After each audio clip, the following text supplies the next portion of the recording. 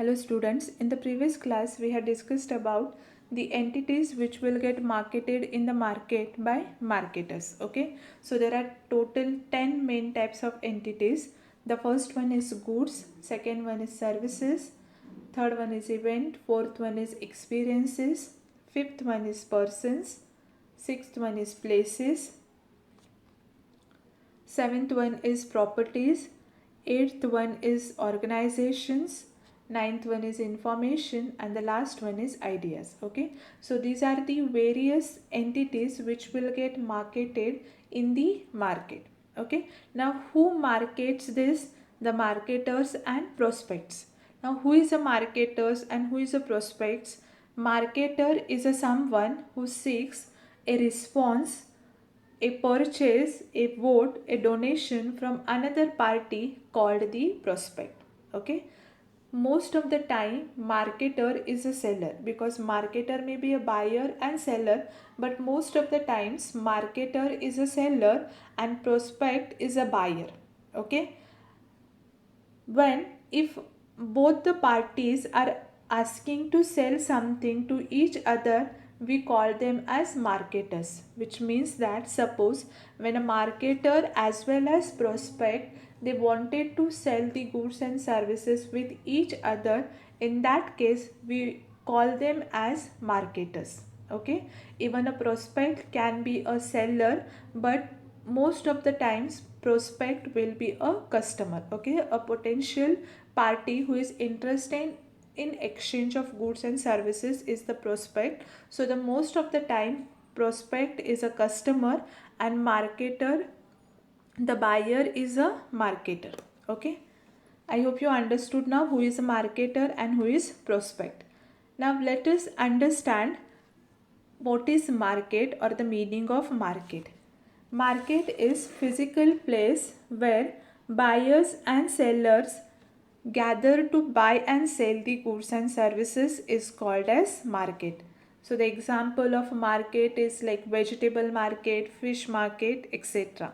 Or in other words, market refers to any area where buyers and sellers come in contact with each other face to face or by using modern means of communication to transit business at a certain price at a given point of time is called as market. Okay, so market is not only the a place where the buyer and seller come in a contact with each other by face to face. Okay, so we can do the transaction with the buyer and seller as a buyer and seller by using modern means of communication. Okay, for example, say e-commerce. So e-commerce is a platform where the buyers and seller coming together and they're doing the transaction, even that is called as a market. Okay, so we don't supposed to be physically present in the place from where we are purchasing the goods or to where we are selling the goods. Now let us understand one definition which is given by Frederick Benham.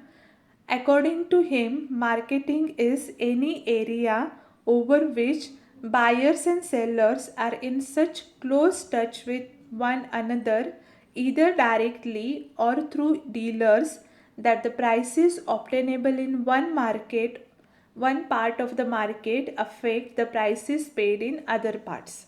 Okay, which means that it is an area over which the buyers and sellers comes in such a close touch with one another, either directly or through dealers, which means market is not something when the retailer sell the goods to the customer. Okay, so it is an area where the buyers and seller coming in contact with each other directly or through dealers, that is uh, from a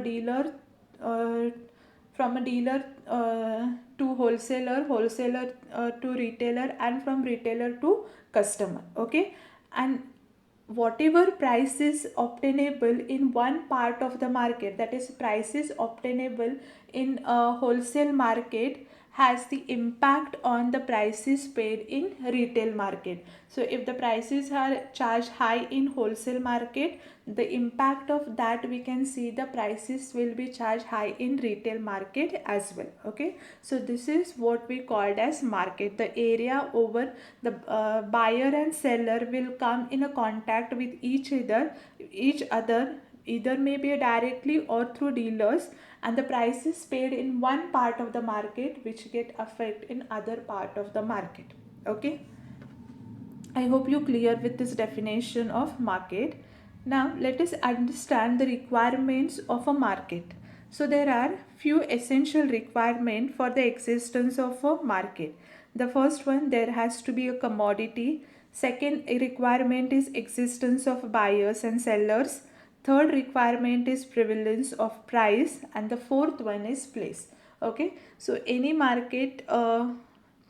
place to be called as a market, then there should be these four requirements, then only we can call that place as a market. Okay, the next one is, now let us understand the key customers markets. Okay, so there are total four key customers markets. The first one is consumer markets. So it is a market where companies selling mass consumer goods and services, okay, to the customer, is called as consumer market. Now here companies will be selling consumer items such as food items or services like airline services, transportation services, or telecommunication services. So any services which is sell any the companies which is selling any consumer services or goods to the customer is called as consumer markets. Okay, the second one is business markets. So in these markets companies will be selling business goods and services, the goods and services which will be used in the business or in the further process of business is called as business markets. The third one is global markets. So here companies will be selling the goods and services throughout the world or throughout the globe, is called as global markets. And the last one is non-profit and governmental markets. So here in this market companies selling goods and services to non-profit organizations with limited purchasing power. Okay, for example NGOs, then governmental offices. So all this will come in this market called as non-profit and governmental markets. Okay, so total there are how many markets? Total there are four markets. The first one is consumer markets, second one is business markets, third one is global markets, and the fourth one is non-profit and governmental markets. Okay, now I hope you understood that meaning of market and the types of customers market.